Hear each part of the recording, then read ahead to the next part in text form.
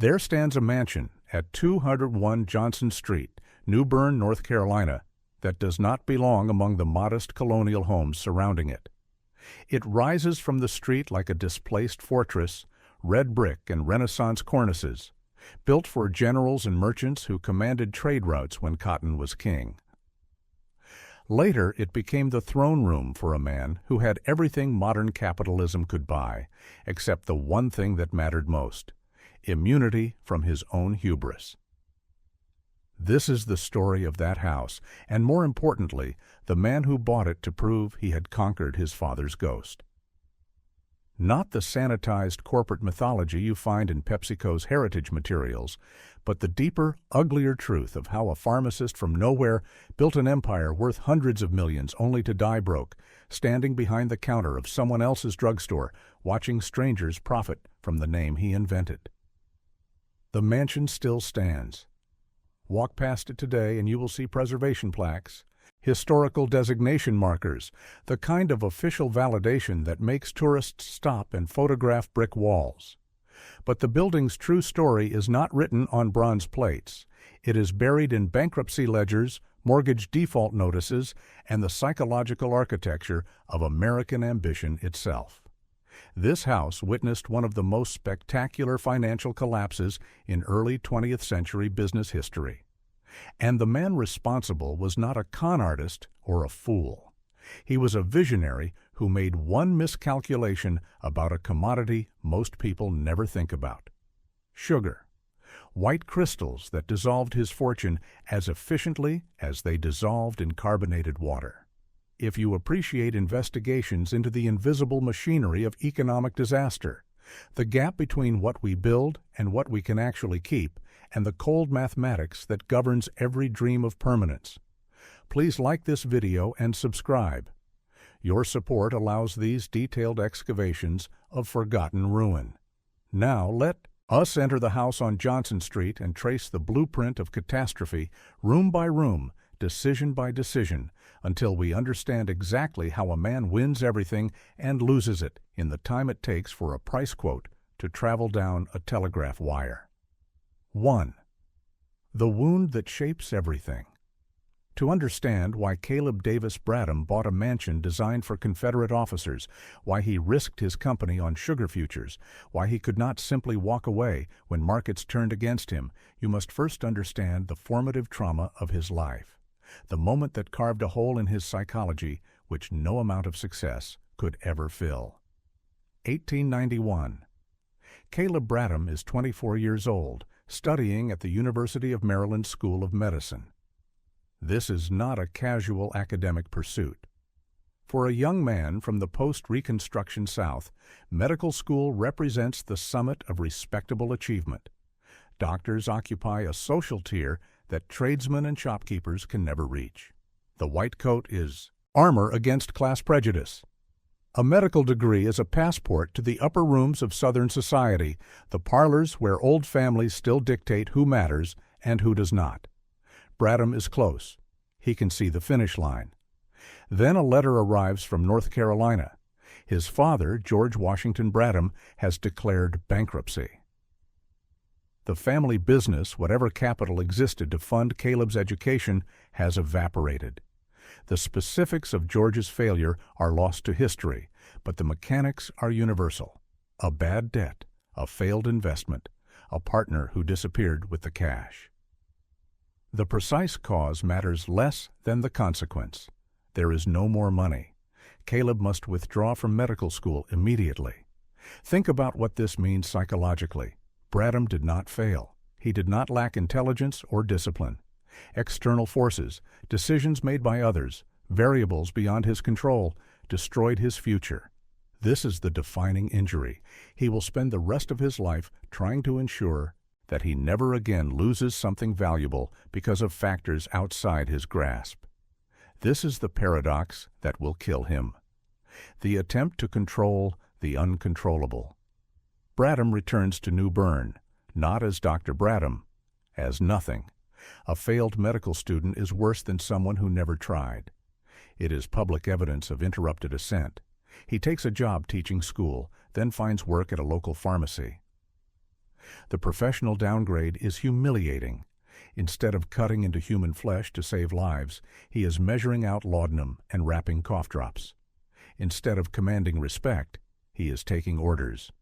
The gap between who he was supposed to become and who he actually is becomes the engine of everything that follows.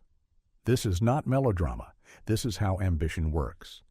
The people who build empires are often people trying to outrun shame. Bradham was not motivated by simple greed. He was motivated by the need to prove that his father's failure was not hereditary, that the Bradham name could mean something other than collapse. Every bottle of Pepsi-Cola he would later sell was also a brick in the wall he was building between himself and that letter from 1891. By 1893, Bradham had saved enough to purchase his own establishment, Bradham's Pharmacy, corner of Middle Street and Pollock Street in downtown New Bern. The city at that time was a backwater trying to remember its importance. Before the Civil War, New Bern had been North Carolina's capital, a center of shipbuilding and trade. The war reduced it to rubble. Reconstruction reduced it further.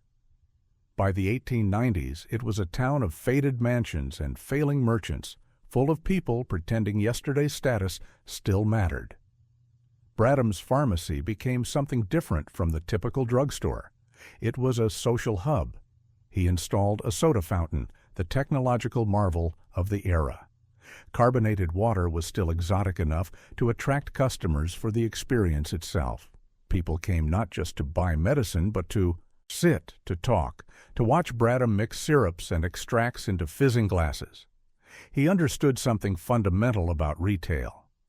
You are not selling products. You are selling a few minutes of transformation. A nickel could buy a drink that made a clerk feel like a sophisticate. And Bradham listened.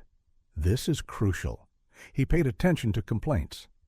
The most common one was dyspepsia, indigestion, the weighted feeling in the gut after eating the pork-heavy fried cuisine of the rural South.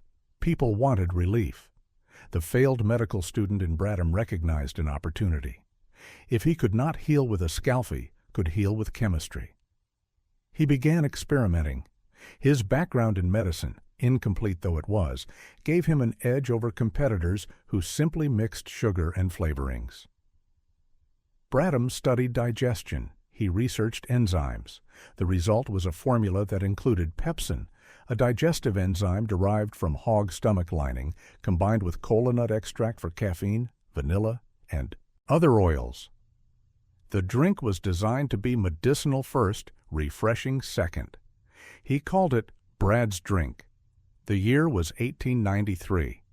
For 5 years, it remained a local specialty, sold only at his fountain.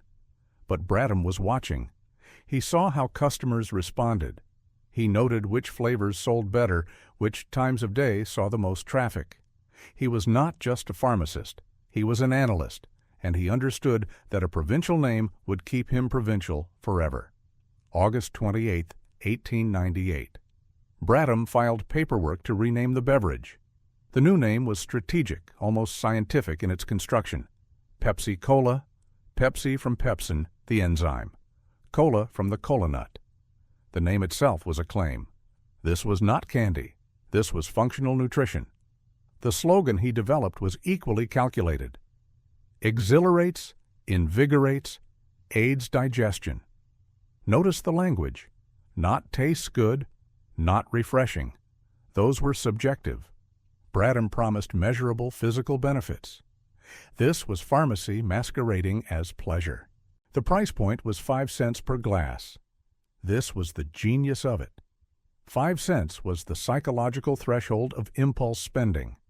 A factory worker earned perhaps 60 cents for a 10-hour day. 5 cents was less than 10% of daily wages, affordable even for the working poor. Yet 5 cents was enough margin when multiplied by volume to generate real profit. Bradham was not targeting the wealthy. He was targeting everyone. Mass market democracy sold 1 nickel at a time. By 1902, Bradham incorporated the Pepsi-Cola Company. The decision to formalize the business structure was not just legal housekeeping. It was a declaration of seriousness. A corporation had weight. It could own property, sign contracts, sue, and be sued. It transformed Caleb Bradham from a shopkeeper into an executive. The psychological shift was as important as the legal one. The early 1900s saw Bradham develop the business model that would make him rich. He did not try to open thousands of soda fountains himself. That would require impossible capital. Instead, he sold franchises. Bottlers and distributors paid him for the syrup and the right to use the name. He controlled the formula.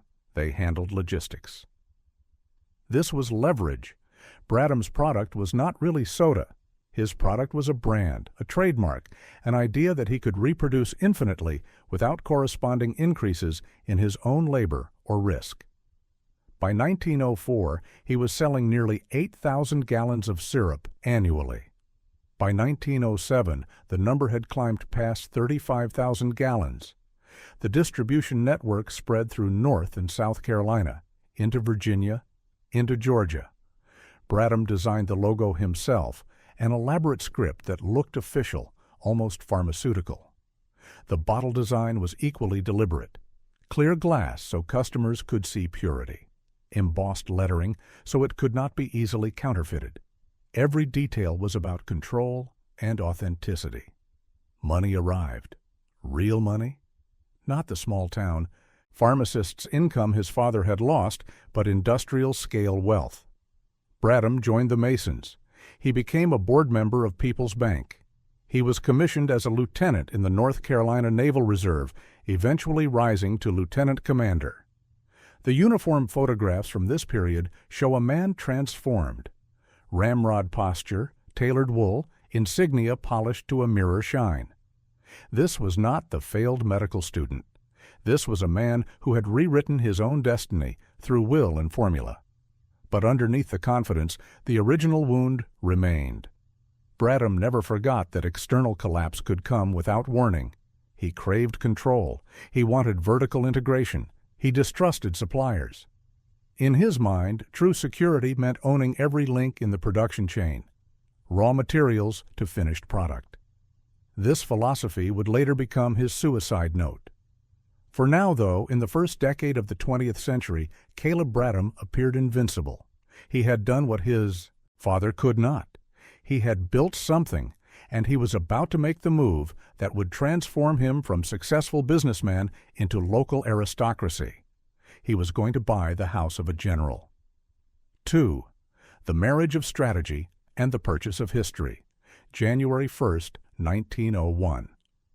Caleb Bradham married Charity Credle. The bride's name tells you everything about the union. Charity came from a family with lineage. Her people were established. In the social taxonomy of the American South, this mattered more than bank balances. Old money regarded new money with suspicion and contempt. It did not matter how many bottles of Pepsi-Cola Bradham sold. To the old families, he was trade. He smelled of the shop. Charity was his bridge. Her presence legitimized him. With her on his arm, doors opened. Country club memberships, invitations to the right dinners, access to the informal networks where real power circulated. This was not a mercenary transaction, at least not entirely. By contemporary accounts, the marriage was genuine, but it was also strategic. Bradham understood that capitalism has a visible hand and an invisible one. The visible hand is money. The invisible hand is acceptance. You need both. The union produced children. It produced stability. And it produced social capital that Bradham began spending immediately. In 1904, he secured his commission in the naval militia. For a man who never served in actual combat, the uniform meant everything. It was a costume of legitimacy. It said, "I am not just a businessman. I am an officer. I serve the state." The photographs of Bradham in his lieutenant commander's uniform are studies in manufactured authority. The pose is stiff, almost Prussian.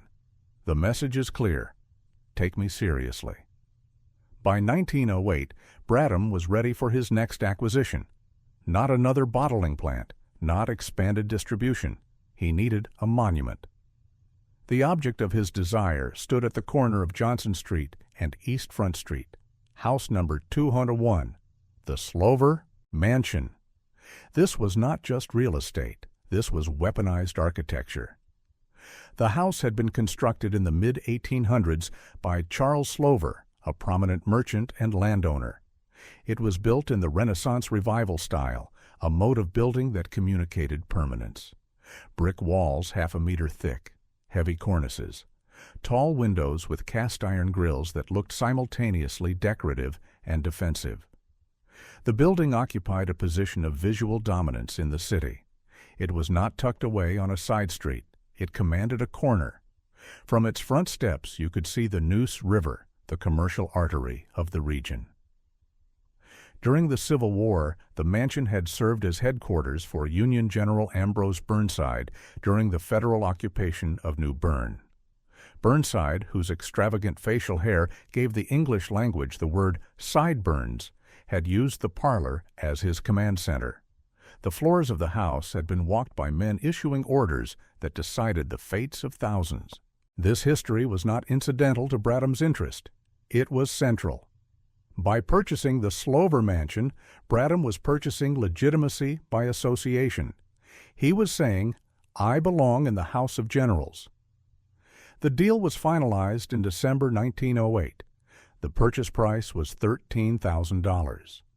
To contextualize this figure, a skilled carpenter in North Carolina in 1908 earned approximately $500 per year.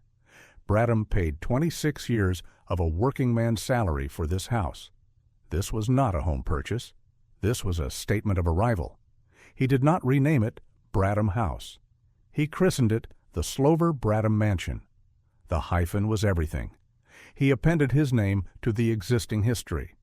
He did not erase Slover. He elevated himself to equality with him. This is the psychology of the nouveau riche done correctly. You do not deny the past. You claim partnership with it.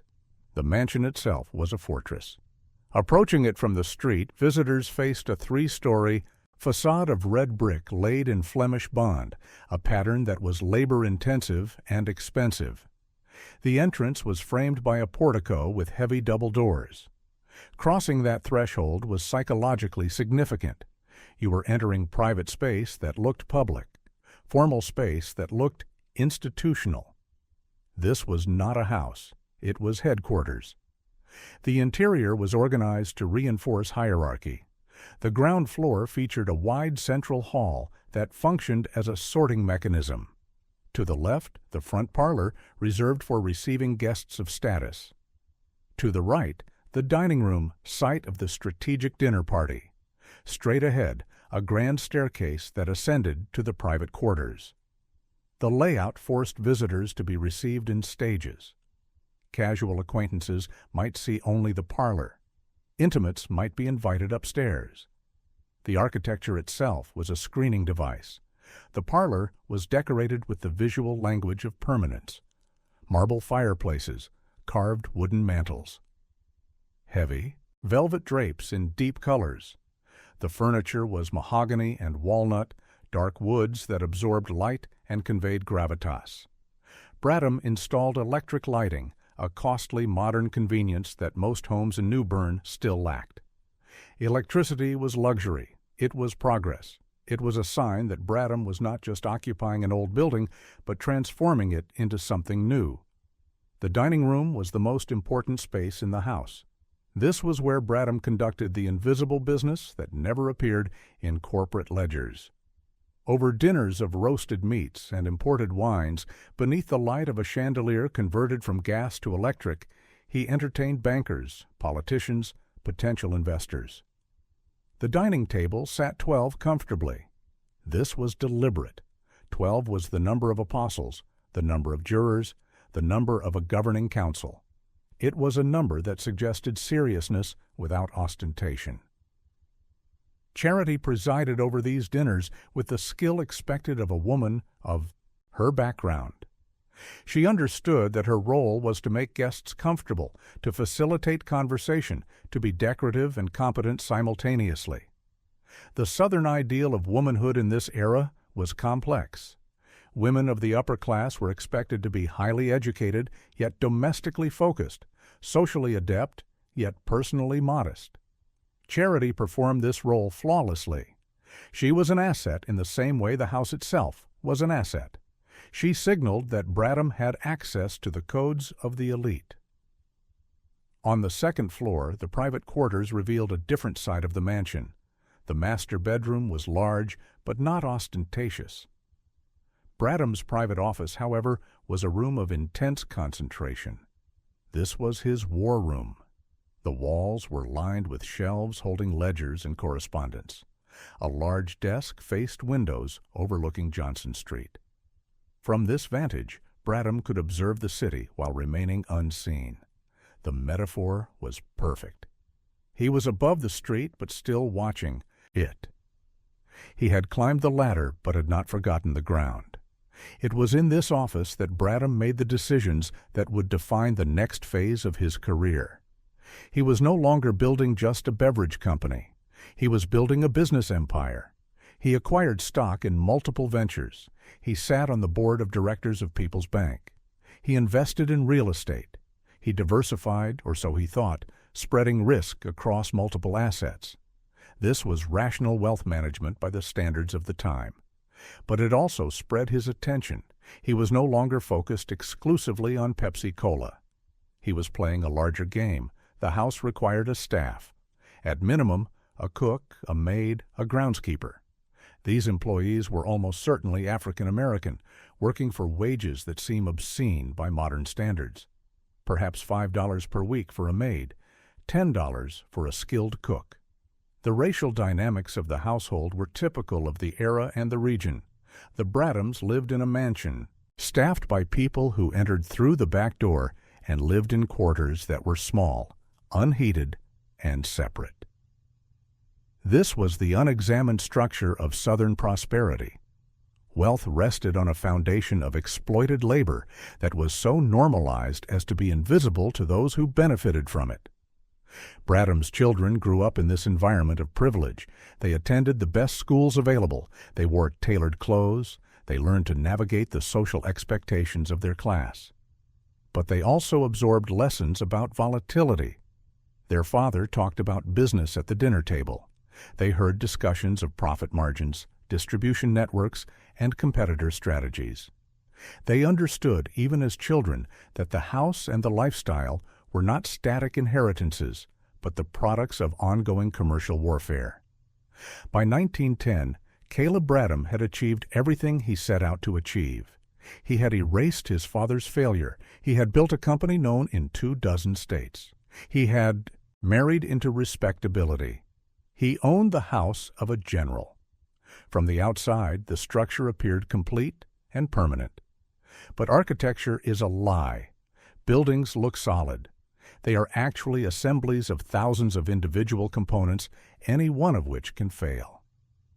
And in Bradham's case, the structural failure was already beginning, not in the brick walls of the mansion, but in the syrup warehouses, where he was about to make a catastrophic bet on a commodity he could not control. 3. The invisible dependence that kills empires.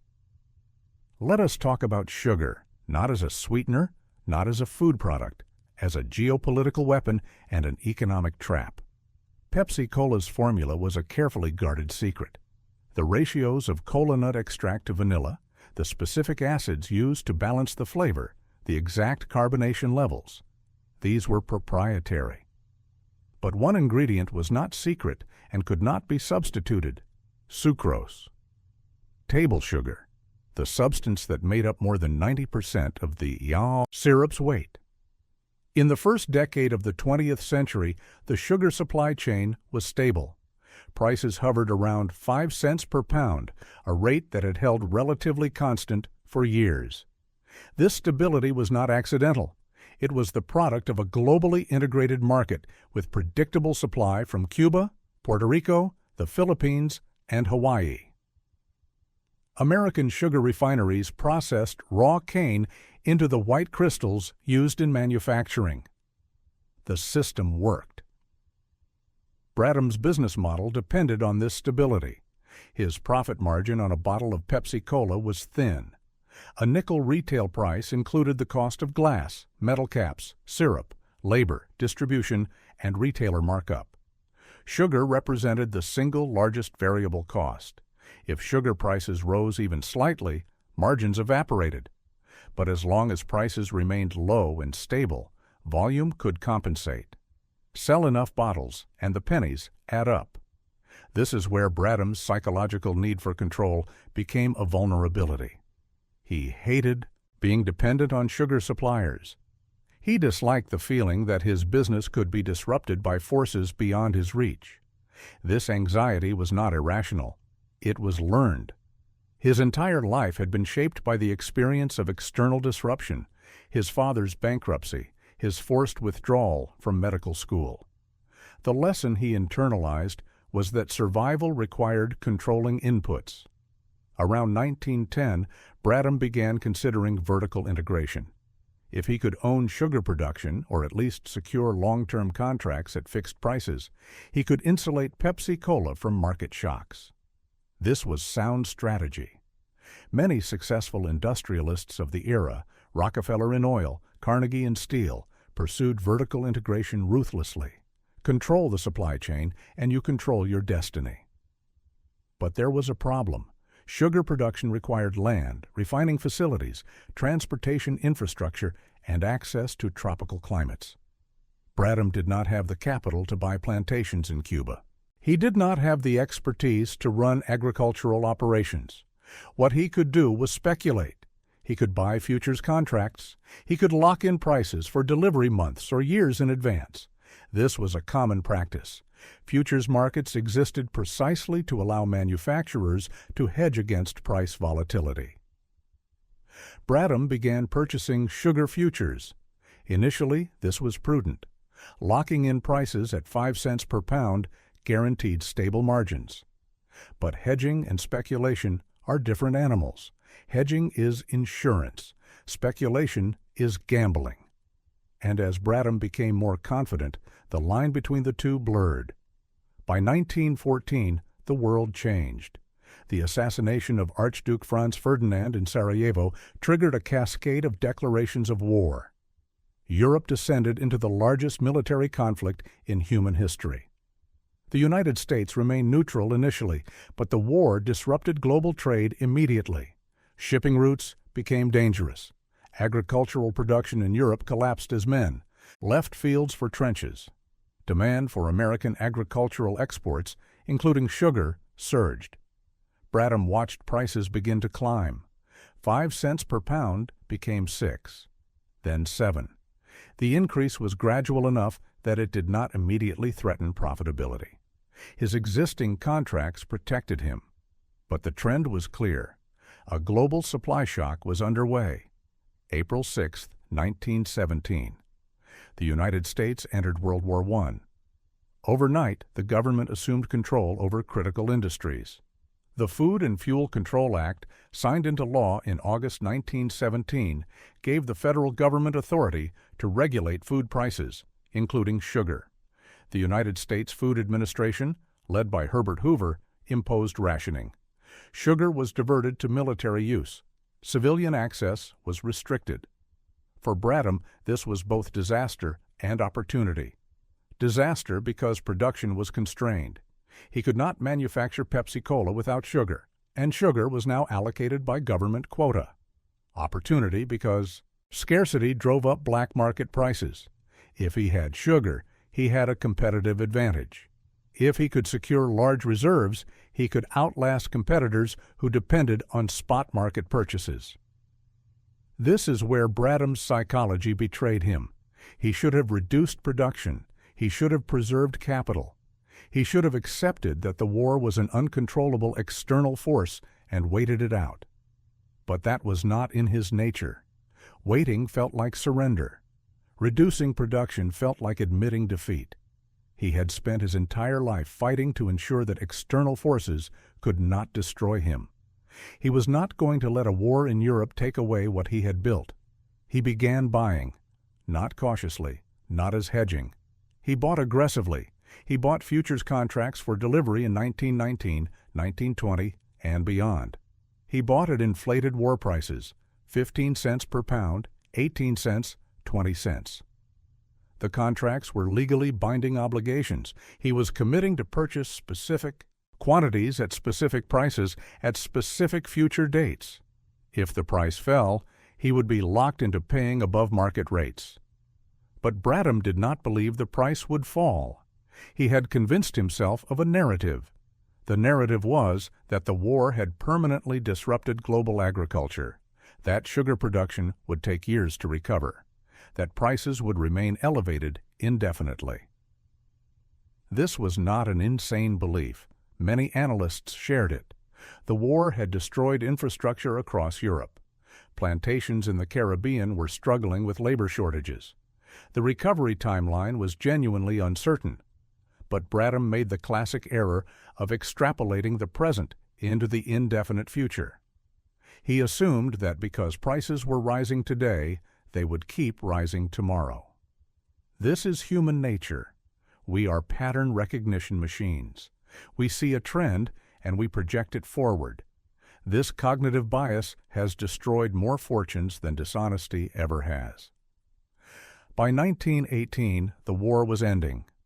The armistice was signed on November 11th.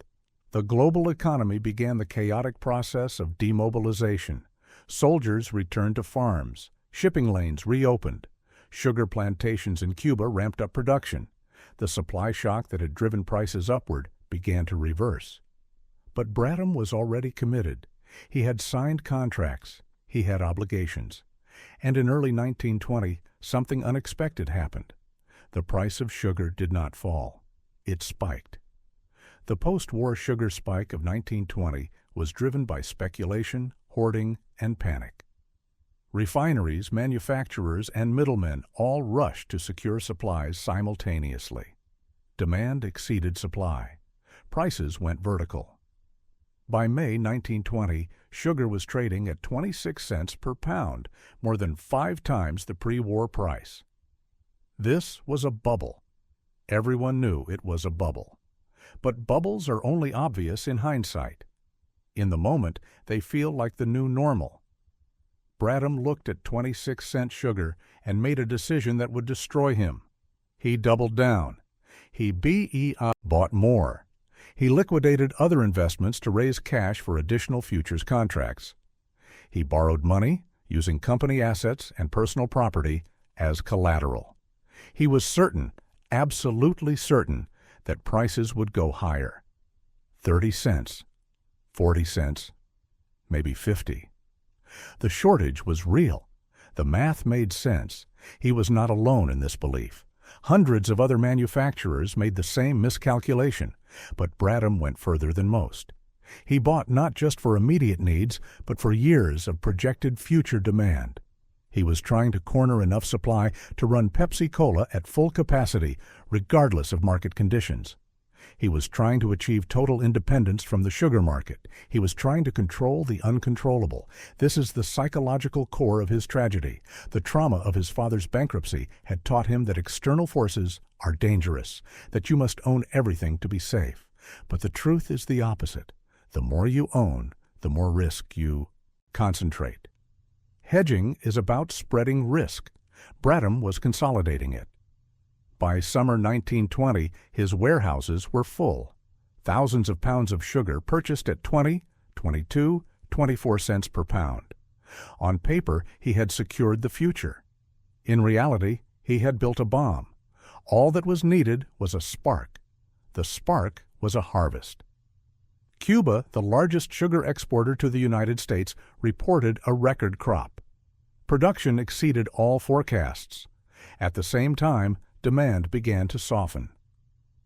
The post-war consumer boom was ending.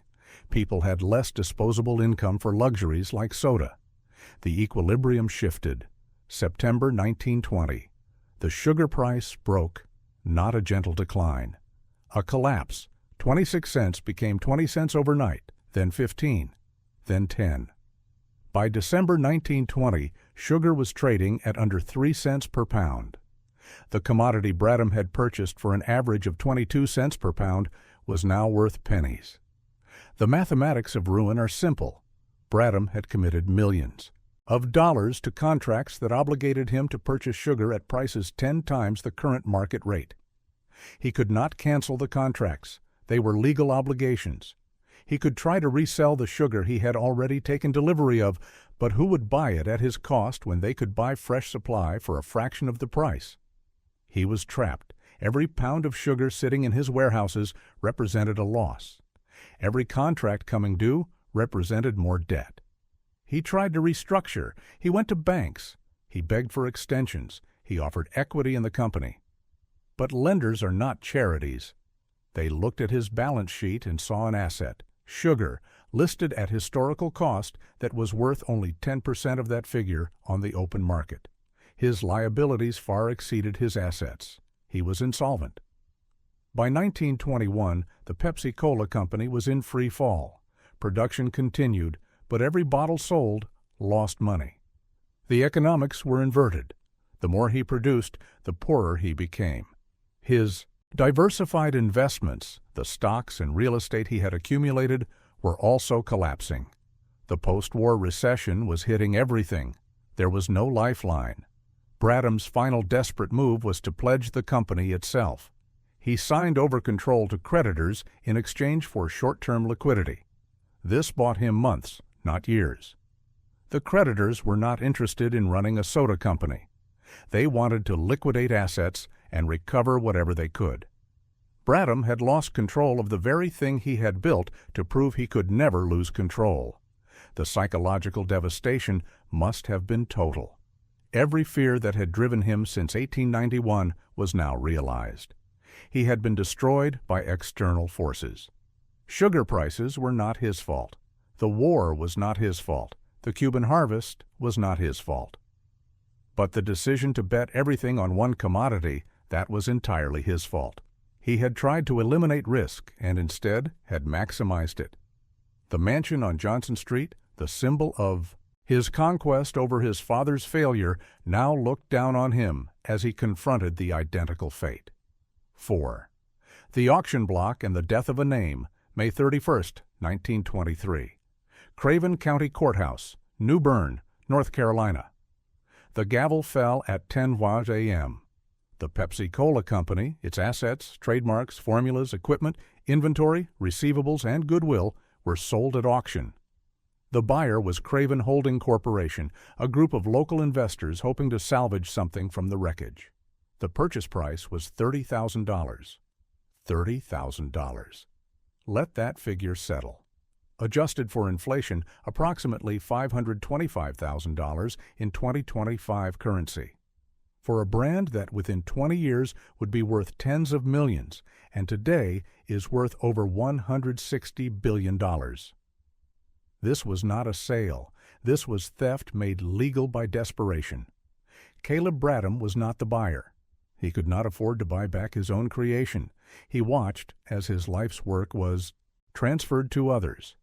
The name, the script logo he had designed himself, the formula he had mixed in the back of his pharmacy, all of it now belonged to men who had contributed nothing to its invention. This is the cruelty of capitalism in its purest form. Ownership is not about creation. It is about liquidity at the right moment. Bradham was 55 years old, an age that in 1923 was considered approaching elderly. He had no meaningful assets left.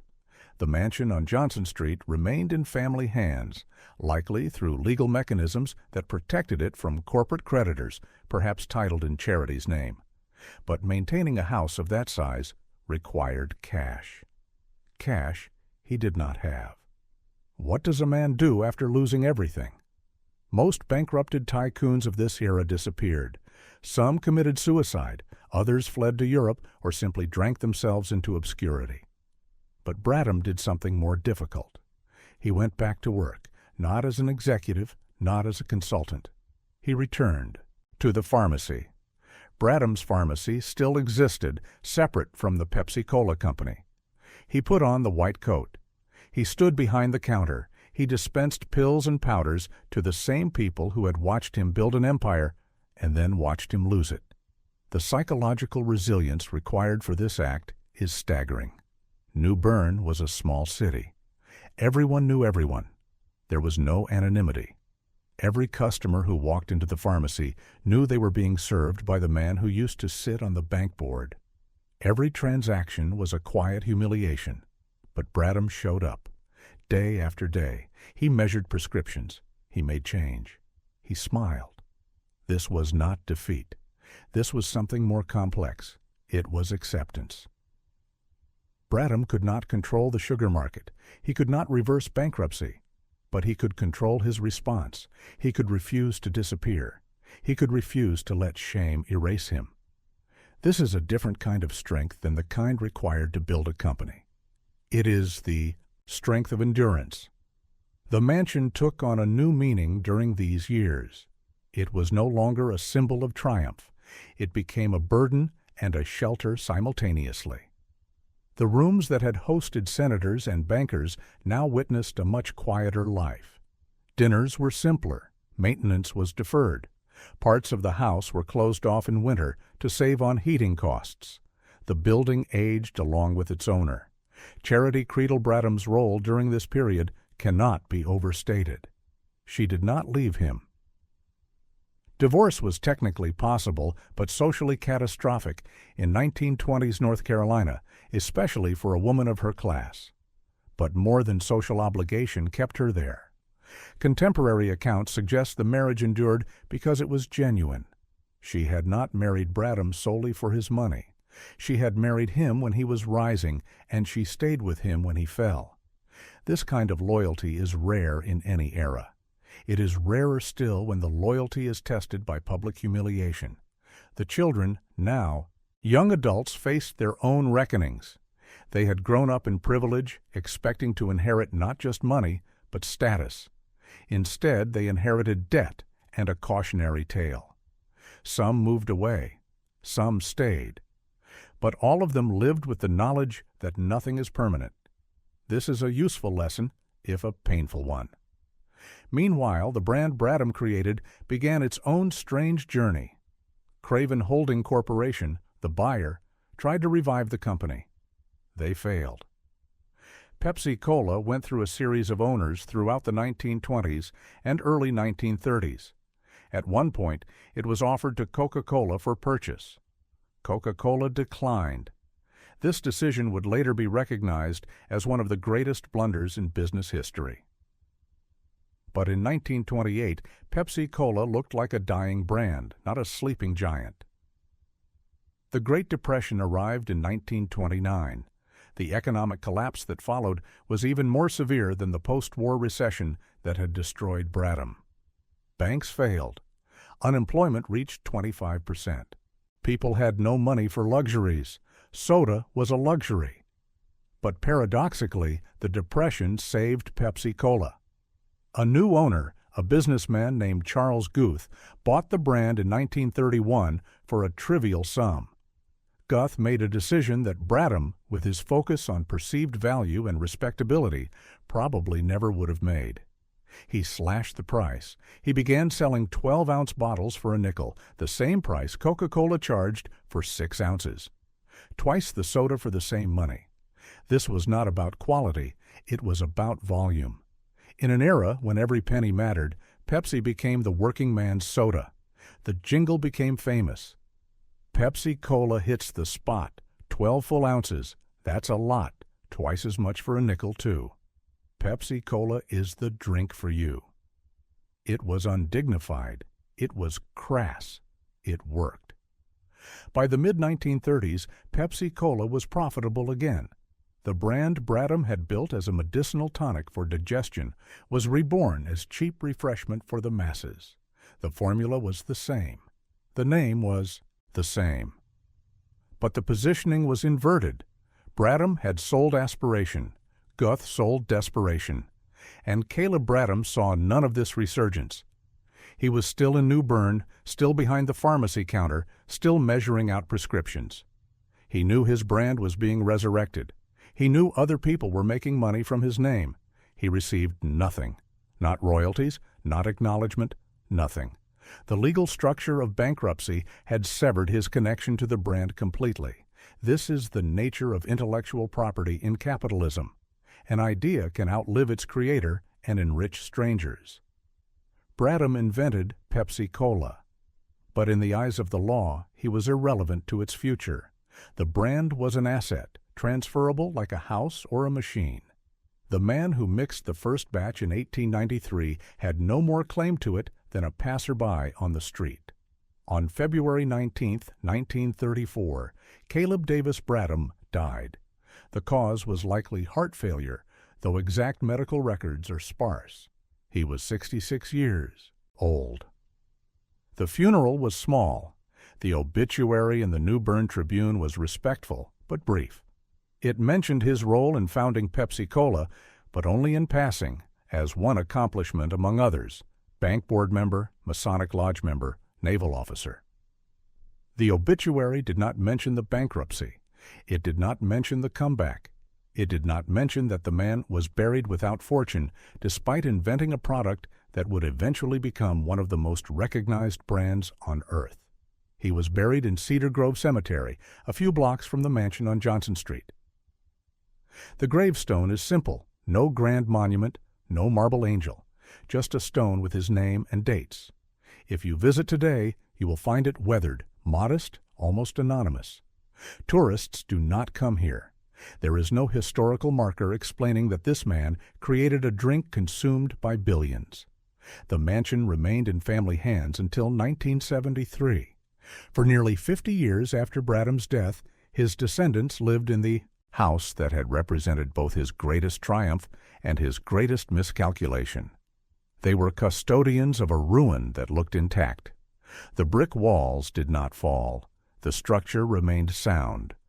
But the life that had filled it was gone.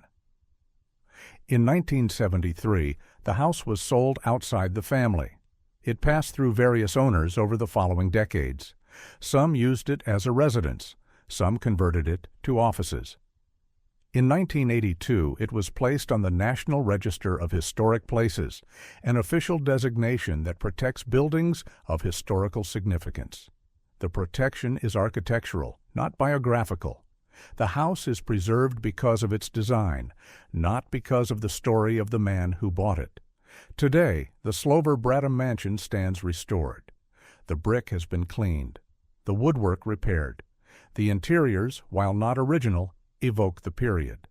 The building is privately owned and not open for public tours, though it can be viewed from the street.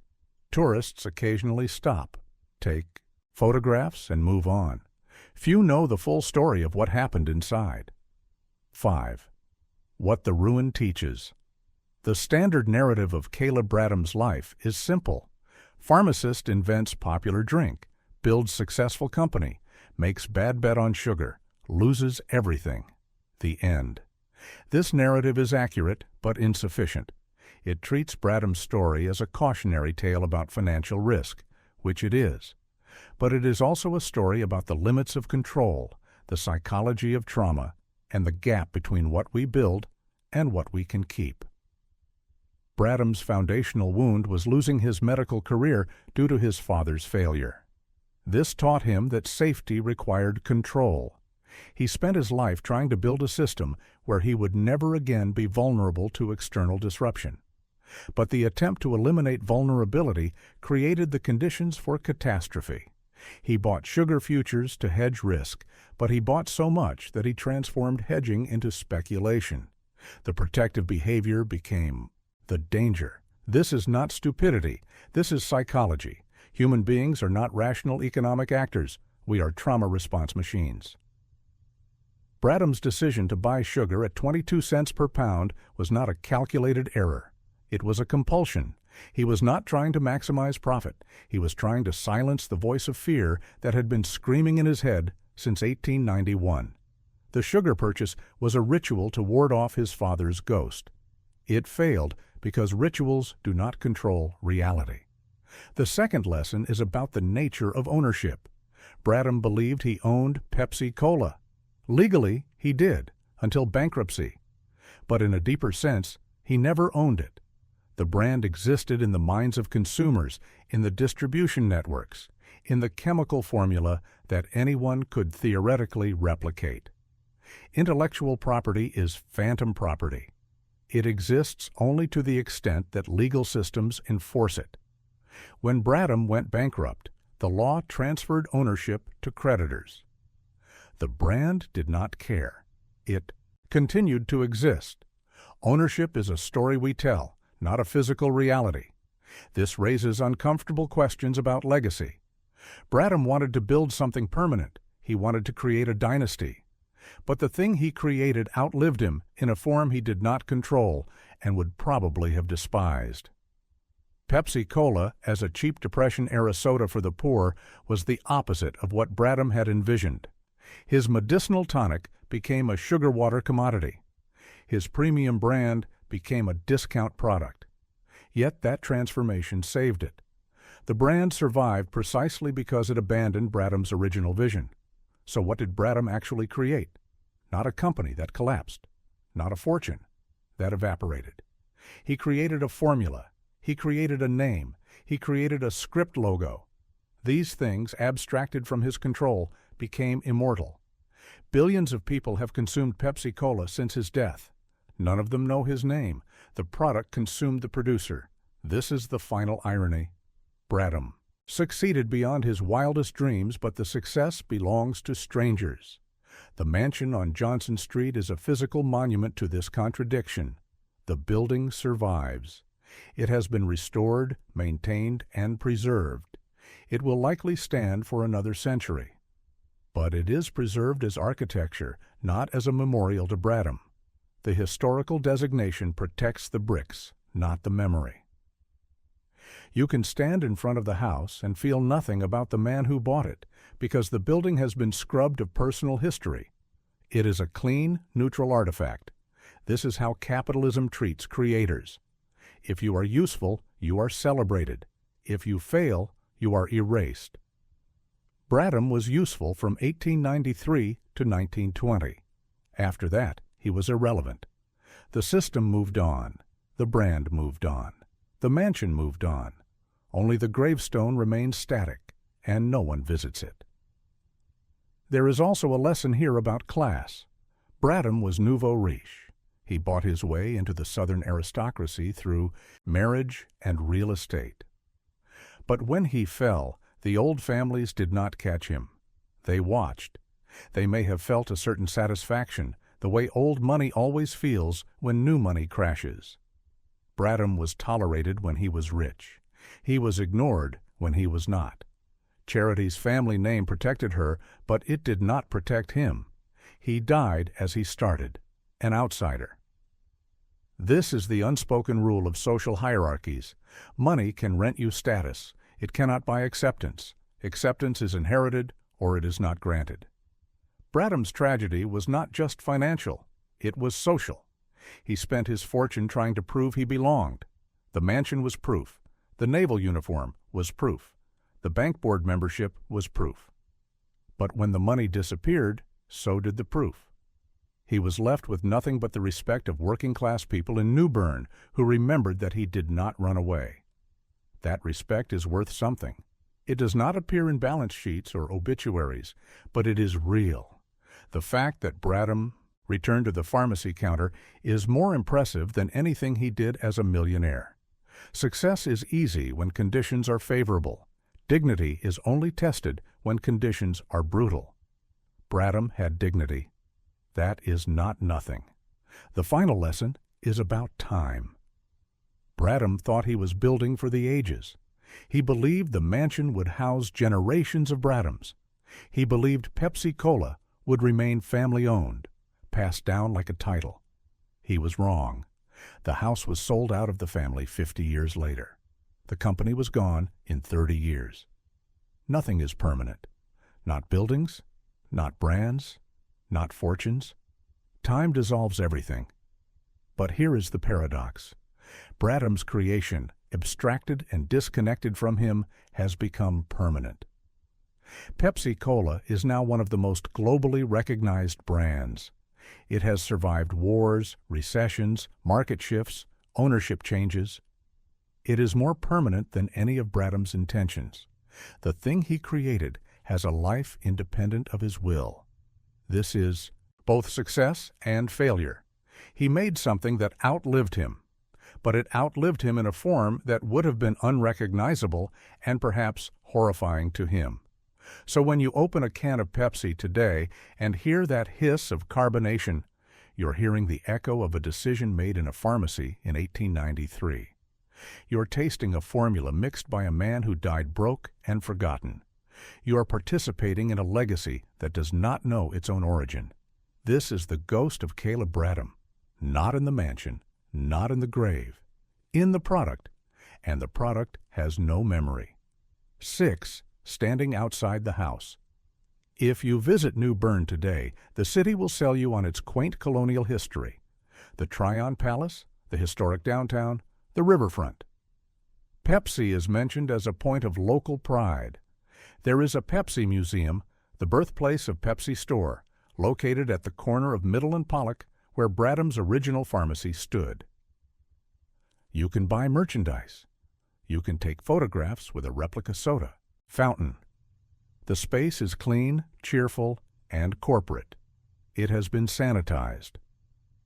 Walk a few blocks north to 201 Johnson Street. The Slover Bradham Mansion is there. You cannot enter. It is private property. You can stand on the sidewalk and look up at the red brick facade, the tall windows, the heavy cornices. The building looks indestructible. It looks like it could withstand anything, and in a physical sense, it has. It survived the Civil War, the Great Depression, a century of weather and neglect. But the life it was supposed to shelter did not survive. Stand there long enough and the architecture begins to feel less like a monument and more like a tombstone. The house is a grave for ambition. Every brick was placed by men earning pennies per hour.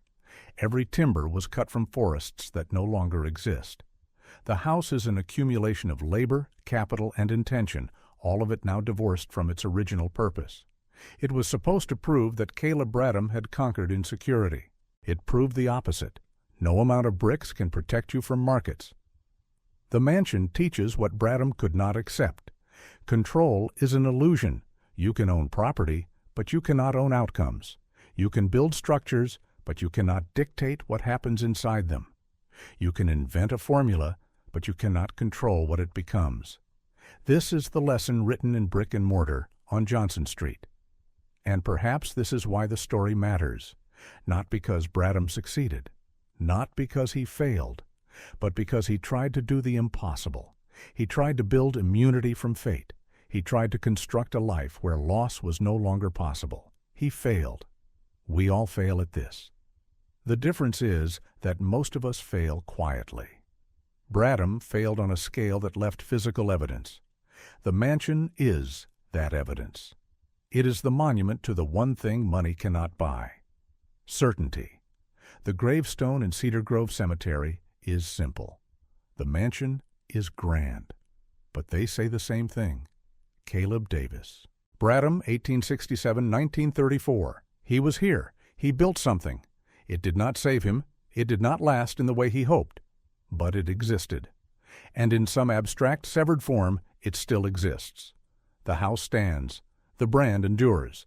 The man is forgotten. This is how legacies actually work, not as we intend them, but as the world digests them.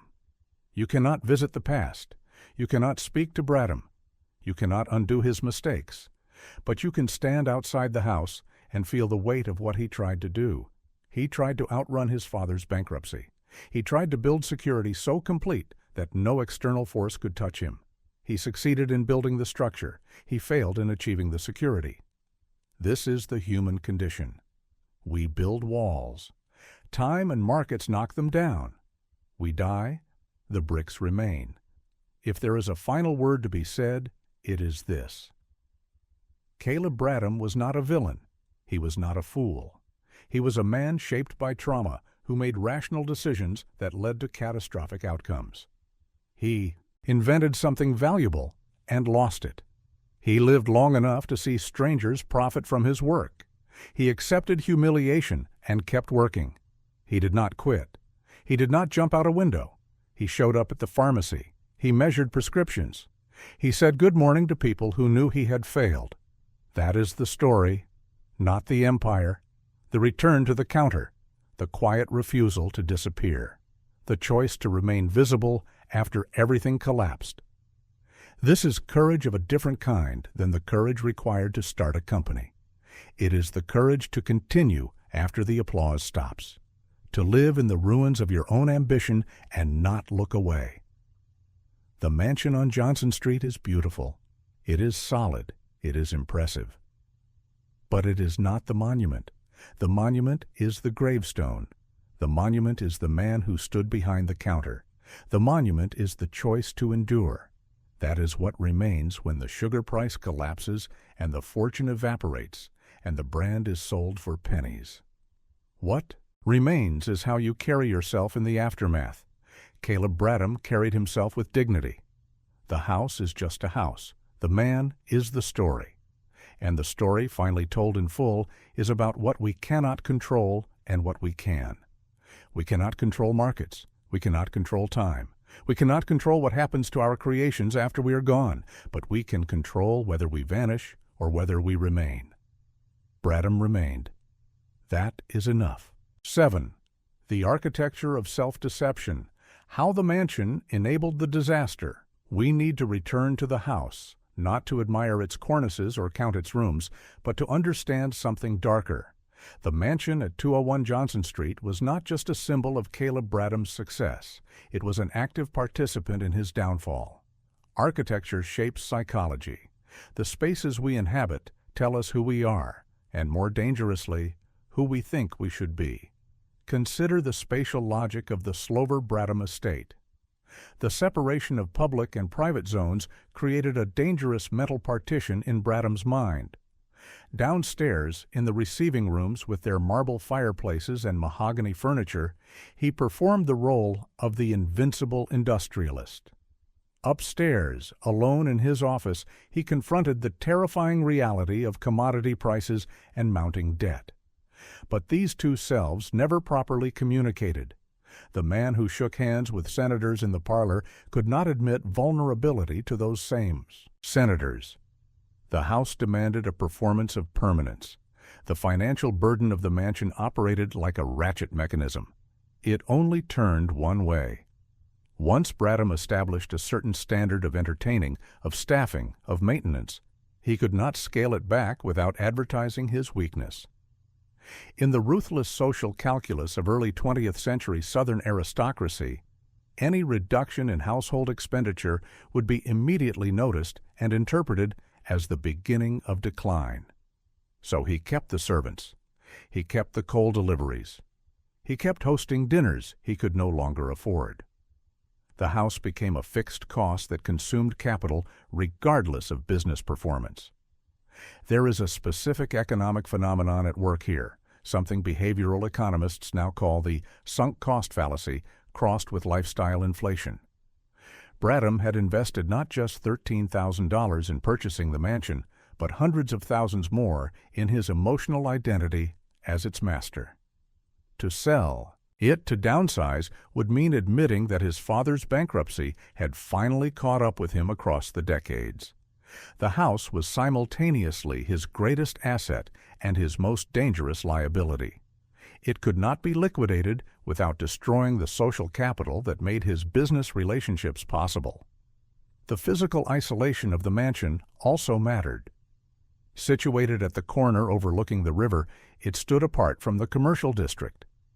This geographic separation meant Bradham spent less time on the street, less time hearing the gossip of merchants, less time feeling the pulse of the actual market.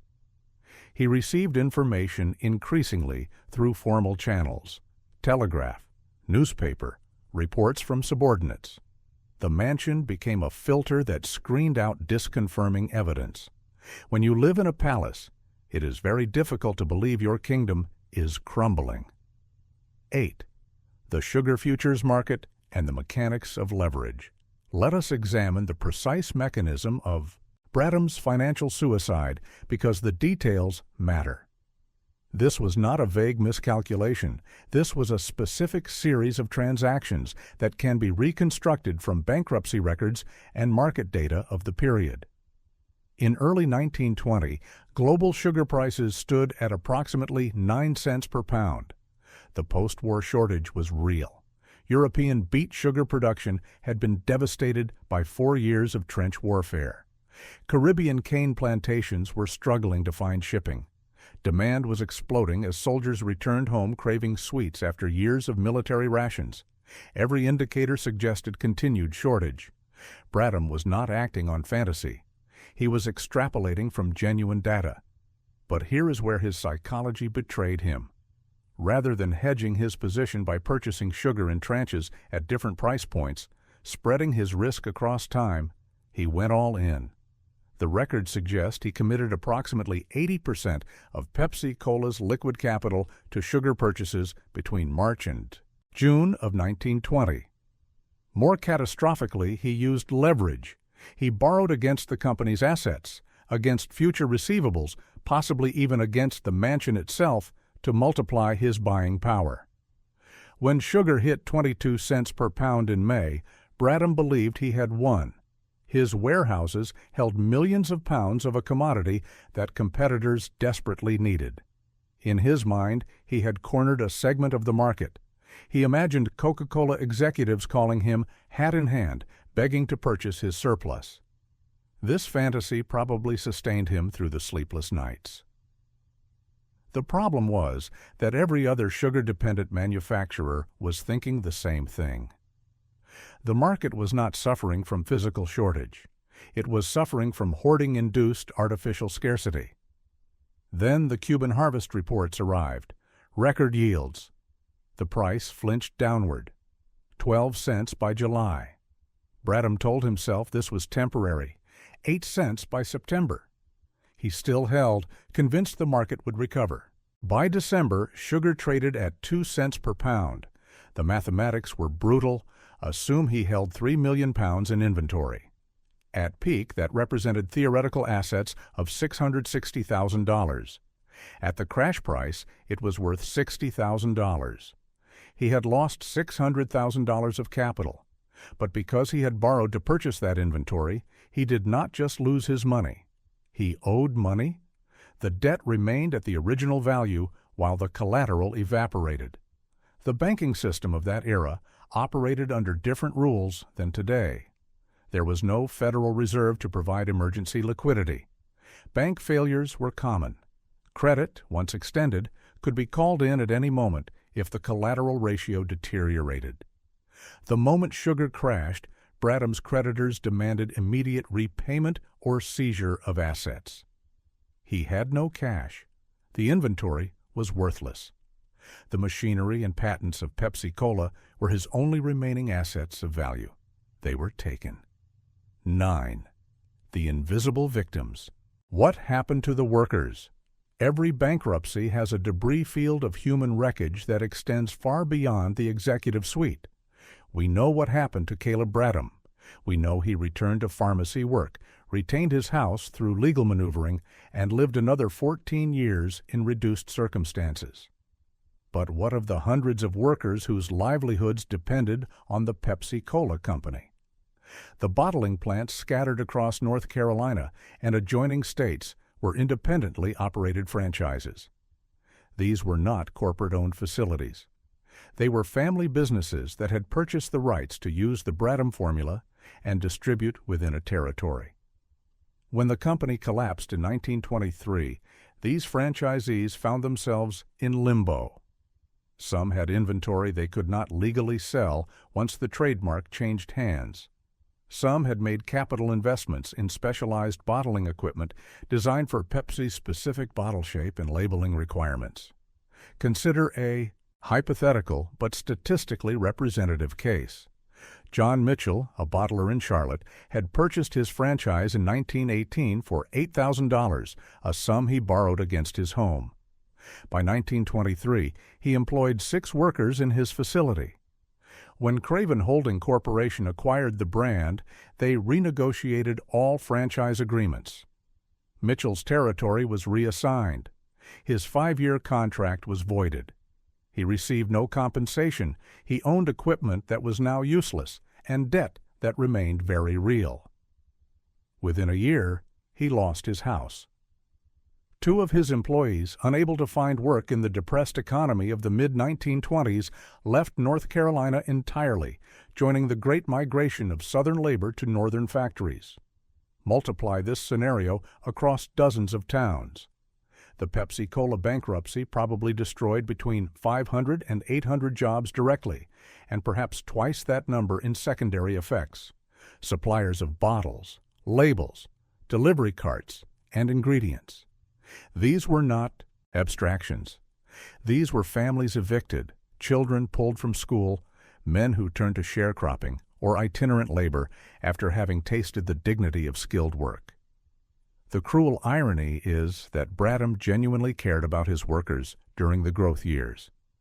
He paid above-market wages. He provided bonuses in profitable years.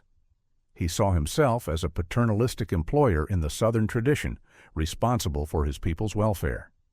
But his reckless gamble on sugar destroyed their lives as thoroughly as his own. The difference is that they had no mansion to retreat to, no social capital to cushion the fall, no narrative of tragic grandeur to make their suffering meaningful. They simply disappeared into the anonymous poverty of rural Depression-era America. 10. The second Pepsi. Why the brand survived its creator. The question that haunts this story is not why Bradham failed, but why Pepsi-Cola succeeded after his failure. The brand passed through a succession of owners in the 1920s and early 1930s, all of whom struggled.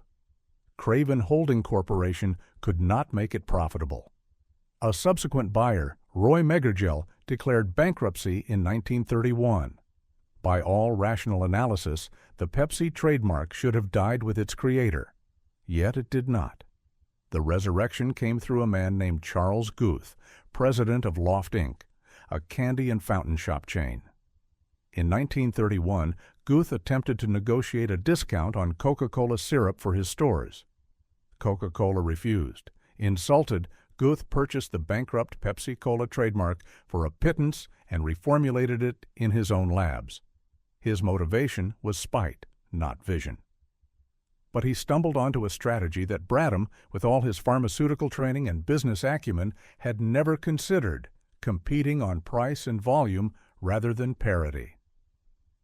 Guth's innovation was brutally simple. He sold a 12-ounce bottle for 5 cents, double the volume of Coke for the same price.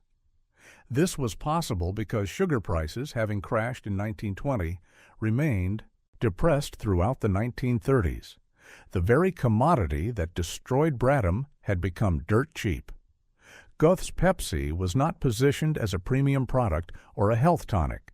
It was positioned as the working man's cola, the drink for those who could not afford Coca-Cola's single-serve premium.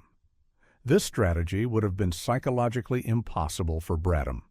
He built Pepsi-Cola as a pharmaceutical product, a digestive aid, something with inherent value beyond mere refreshment. Pricing it as a cheap alternative would have undermined the entire premise. Guth had no such baggage. He was a candy man, not a pharmacist. He understood confectionery economics, volume and margin, not mystique and medicinal claims. The Great Depression created the market conditions for Guth's Pepsi to thrive. By 1936, the brand was profitable for the first time since Bradham's peak years. By 1939, it was a legitimate competitor to Coca-Cola. Bradham died in 1934, just as the brand bearing his name began its second life. He never saw the vindication. He never collected $1 from the success. The resurrection happened without him, proof that sometimes the creator is the obstacle to the creation's full potential.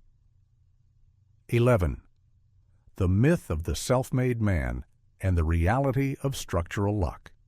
American business mythology loves the self-made man. Caleb Bradham is often framed as a classic example, the pharmacist who invented a formula in his back room and built an empire through pure grit. But this narrative obscures more than it reveals. Bradham's rise was enabled by structural conditions he did not create and could not control. He operated during a unique window in American regulatory history. The Pure Food and Drug Act of 1906 was beginning to impose standards, but enforcement was lax. Bradham could market Pepsi-Cola as a health product with digestive benefits without rigorous clinical proof. The trademark system was mature enough to provide legal protection, but decentralized enough that he could register his brand in multiple states without federal bureaucracy.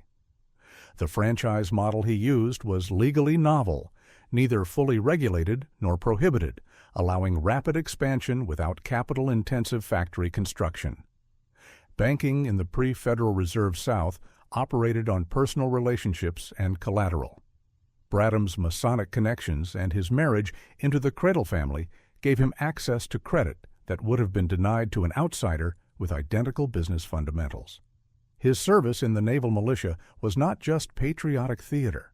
It was networking with the sons of the state's political elite, building social capital that translated into business advantage. The racial dynamics of the era also played a hidden role.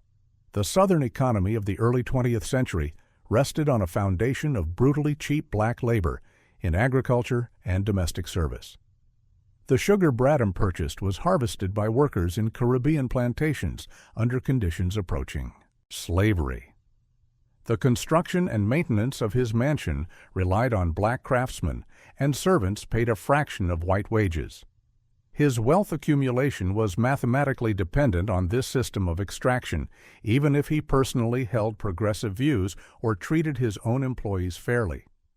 None of this makes Bradham a villain. It makes him a product of his time and place. But it does dismantle the myth of pure meritocracy. His rise was not just about formula and marketing. It was about being a white man of the professional class in a society structured to facilitate his access to capital, labor, and markets. When we strip away the mythology, we see someone who was undeniably talented, undeniably hardworking, but also undeniably advantaged by accidents of birth and geography. The same structural factors that enabled his rise also conditioned his fall. The Southern banking system that had extended him credit on favorable terms had no mechanism for restructuring distressed debt. Banks failed frequently. When they called loans, they called them completely. There was no Chapter 11 bankruptcy reorganization in 1923. Liquidation was the only option. Had Bradham operated in a different era, with different financial instruments, he might have restructured, shed debt, and retained some equity stake. But the legal and financial infrastructure did not accommodate such complexity. 12. Charity Credle. Bradham, the Unexamined Life. Charity Credle. Bradham is a ghost in her own story, visible only in the margins of documents about her husband. The historical record offers fragments: her family lineage, her marriage date, her survivorship of Caleb, her retention of the mansion until 1973. But who was she as a person? What was her interior life during the years of ascent and catastrophe? The social position of an upper-class Southern woman in the early 20th century was paradoxical. Charity had no legal right to own property independently until reforms in the 1920s. She could not vote until 1920. She was not permitted to hold bank accounts in her own name at most institutions. Yet she managed the household, supervised servants, planned social events that were critical to her husband's business relationships. Her labor was essential and invisible, economically valuable, and legally uncompensated. The mansion on Johnson Street was as much her domain as Caleb's. While he worked in the factory and office, she worked in the home, transforming it into a machine for producing social capital. Every dinner party required negotiation with caterers, coordination of menus that balanced ostentation with regional taste, seating arrangements that navigated complex hierarchies of status. A single misstep could damage Caleb's reputation more than a failed product launch. When the collapse came, her world shattered differently than his. Caleb lost financial wealth and business identity, but he retained professional identity. He returned to being a pharmacist. Charity lost. Social position, the only form of capital she was permitted to accumulate. The women who had attended her parlor gatherings now whispered about her behind gloves. Invitations to events stopped arriving. She went from being a society matron to being the wife of a bankrupt, a category that carried specific social stigma. Yet she did not leave. Divorce was theoretically possible by the 1920s, but socially catastrophic, particularly for a woman of her class and age. She was in her 50s when the bankruptcy occurred. Where would she go? Back to her birth family, admitting failure? Into the labor market with no professional skills? She stayed because she had no practical alternative, but also perhaps because she understood something about dignity that transcended economics. The 40 years she spent in the mansion after Caleb's death demand contemplation. A woman in her 80s, living alone in a 12-room house built for entertaining dozens, maintaining the facade of gentility on what must have been a minimal income. The house was both her prison and her identity. To sell it would be to admit final defeat, to erase the last physical proof that the Bradham name had once meant something. So she stayed a curator of memory until her death. 13. The paradox of legacy, how failure became success. Here is the paradox at the center of Caleb Bradham's story. He failed completely, died in reduced circumstances, and became more influential in death than in life. The Pepsi-Cola brand that crushed Coca-Cola in market share wars of the late 20th century bears almost no relationship to the beverage Bradham formulated. The recipe has been altered dozens of times. The medicinal claims have been abandoned. The target demographic has shifted multiple times. Yet the name persists. Bradham's signature, that ornate script from 1898, has been reproduced trillions of times on bottles, cans, advertisements, and digital media. More human beings have seen Caleb Bradham's handwriting than have seen the signature of any president or king in history. The visual artifact of his identity has achieved a kind of immortality that transcends personal memory. This raises uncomfortable questions about what we mean by success and legacy. Bradham wanted to build a family dynasty, to pass wealth and a thriving business to his children. In this, he failed utterly. His children inherited a house and a name, but no fortune. The Bradham family line has no ongoing connection to PepsiCo. They receive no royalties, no recognition, no benefit from the billions of dollars generated by the brand their ancestor created. From a material standpoint, Bradham's life was a net loss. He would have been financially better off remaining a hired pharmacist, saving modestly, avoiding risk. But from a cultural standpoint, he achieved something very few humans ever achieve. He added a word to the collective consciousness, a taste to the global palate, an image that became part of the visual grammar of industrial civilization. This achievement was stolen from him, commodified by others, and perverted into something he would probably not recognize or approve of. But it endures. The tragedy is that these two forms of success, personal prosperity and cultural impact, are often inversely correlated. The innovators die broke, while the inheritors and repackagers die rich. Bradham invented, Guth resurrected. The executives of PepsiCo in the 1970s and 1980s globalized. Each extraction removed Bradham further from the value created by his initial insight.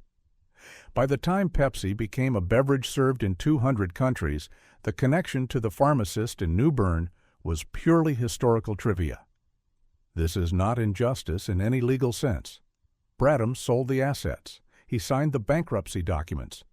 The brand was legitimately purchased, albeit at a fire sale price. But it exposes the mechanics of how value flows in capitalist systems. Intellectual property and brand equity compound over time. benefiting whoever holds the rights at the moment of scaling, not whoever generated the initial idea. Bradham created value but could not capture it. The timing was wrong. The capital structure was wrong. His death came 5 years too early to see vindication. The philosophical question is whether this matters. If your goal is to create something that outlives you, does it matter whether you profit from it? If your goal is material security for your descendants, does it matter whether strangers remember your name? Bradham never answered these questions explicitly, but his choices, refusing to declare bankruptcy earlier, returning to honest labor rather than fleeing, maintaining his dignity in the face of public failure, suggest he valued something beyond wealth. Perhaps it was reputation, perhaps it was simple stubbornness.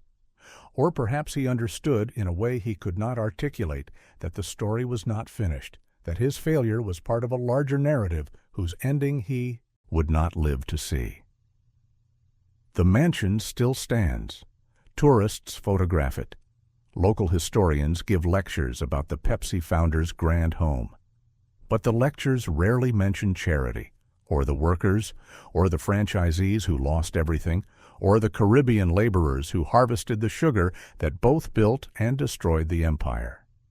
History simplifies. It creates heroes and turning points, memorable quotes and dramatic reversals.